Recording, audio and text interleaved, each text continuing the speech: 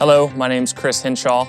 We're out here at Refuge on the Ridge, formerly known as the Chalet Suzanne, and I'm here to talk to you today about my story, my testimony, and why this place is so special to me. So my story is a little bit different. I'm very connected to this piece of property we're sitting on right now. We're on my what used to be my grandmother's back deck. Obviously, I spent my childhood here on this property, just growing up, having a good time, out exploring the woods and getting into trouble. The older I got, that trouble started to evolve with my age. I started, I don't know if hanging around with the wrong people is the right term. I just started getting into trouble. I kind of was the self-proclaimed black sheep of the family. I wanted that identity for whatever reason, I'm not sure why. And started acting up and acting out, and probably when I was junior in high school, 17 or 18, drugs started coming into the equation, and alcohol before that, 14, was when I started drinking alcohol. I did grow up in the church. I grew up at Burns Avenue Church of God, which is now called High Point, and we were a very consistent churchgoers. So we went Sunday morning, Sunday night, Wednesday night. I went to a Christian school growing up, but for me, when I was a kid, that was something that I had to do. Religion was that for me when I was that age. So yes, church was for me personally checking the box.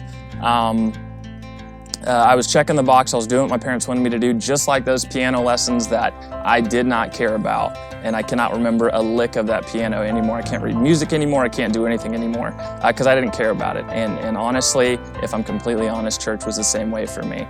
And the older I got, I still didn't care too much about it. I was really set in my ways. I enjoyed the party lifestyle. I thought I enjoyed it.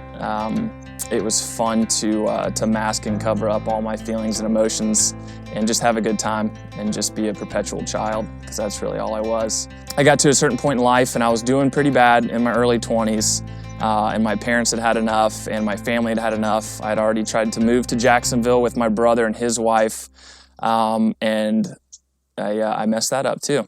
Go figure. So from that point, my dad loaded me up. This is, again, I was on a lot of drugs. My dad loaded me up in their motorhome and drove me around the state of Florida, I think mainly to confuse me, so I didn't know where I was, so I couldn't run away. And I detoxed, and it was bad. It was very bad. I was detoxing off of opiates and barbiturates, and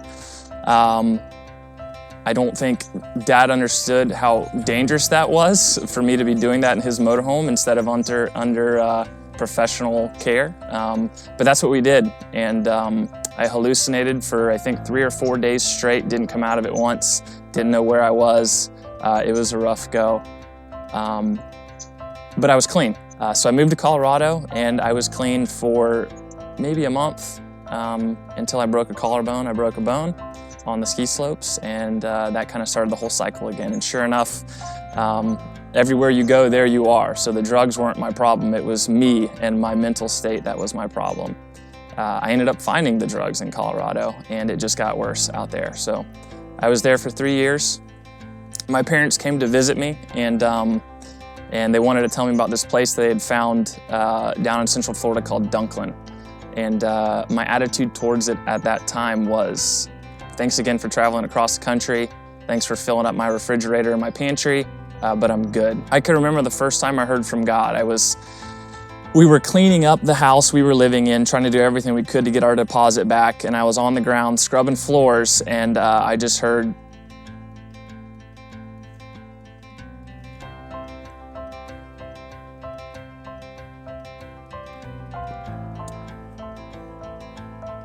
go to Dunklin. So that's what I did. I didn't know I had heard from God at that point, but in hindsight, once I got to Dunklin and my relationship with God really started, that's when I knew that I had heard from God and I was where I was supposed to be. And it wasn't sad. I wasn't bummed out because I couldn't get high anymore. I was so happy. I felt free. I felt hopeful for the future.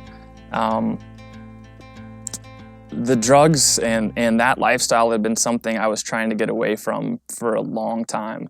I was able to withdraw under care and in a safe place.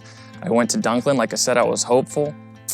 I was excited. I think I was one of the weird ones there that was excited to be there.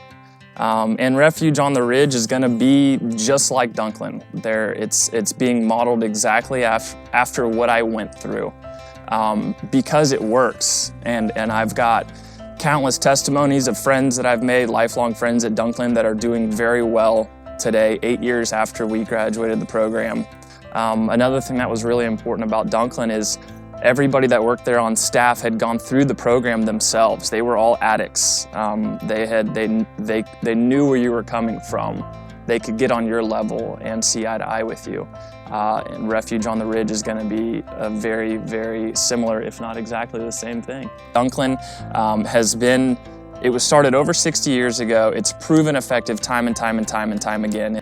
So if you do feel led to give, to donate, to pray, to whatever you feel like the Lord's calling you to do, the website is refugeontheridge.org.